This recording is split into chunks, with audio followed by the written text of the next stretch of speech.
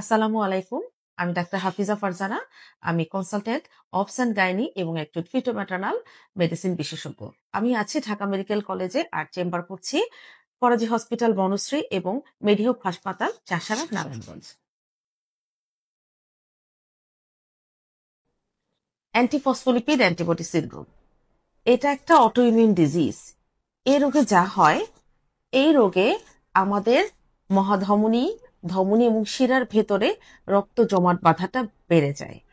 রক্ত জমাট বাঁধার কারণ হলো আমাদের শরীরে যে রোগ প্রতিরোধ ব্যবস্থা অর্থাৎ ইমিউন সিস্টেম, যার কাজ হলো শরীরে যখন ক্ষতিকর জীবাণু বা ক্ষতিকর কোনো কিছু প্রবেশ করে তাকে ধ্বংস করা, এই ইমিউন সিস্টেম ভুল করে আমাদের শরীরের আহ আপন কোষ অর্থাৎ আমাদের নিজস্ব সুস্থ কোষগুলোকে যখন আক্রমণ করে বসে, তখনই এক ধরনের রিয়াকশন তৈরি হয় এবং এর ফলাফল হিসেবে রক্ত জমাট বেঁধে যেতে পারে।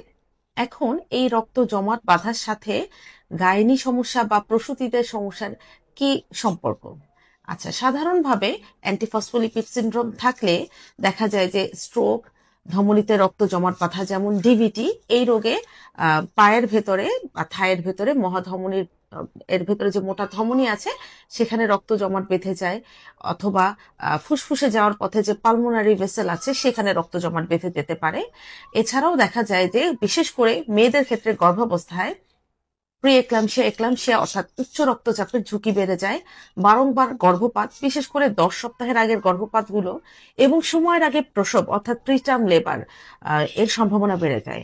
সময়ের আগে প্রসবজনিত কারণে দেখা যায় যে প্রিম্যাচিউর বেবির জন্ম হয় এবং সেখান থেকে প্রিম্যাচিউর বেবির যত কমপ্লিকেশন আছে, জটিলতা আছে, সেগুলোর পরিমাণও বেড়ে যায়।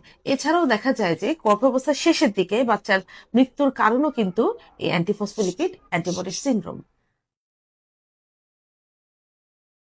এখন এই রোগ কিভাবে ধরা যেতে পারে বা এই রোগের লক্ষণ সমূহ কি কি বা কিভাবে এটা ডায়াগনোসিস হয়?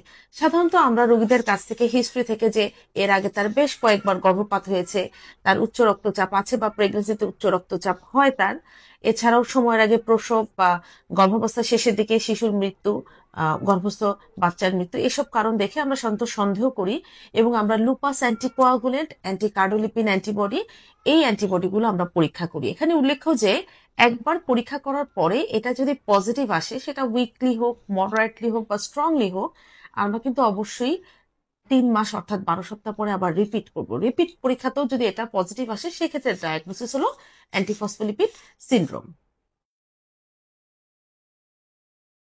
যে সমস্যাগুলো বা জটিলতাগুলো এতক্ষণ বললাম, এগুলো থেকে এড়াতে এই রোগের চিকিৎসার জন্য আমরা সাধারণত লো মলিকুলার ওয়েট হেপারিন ব্যবহার করি।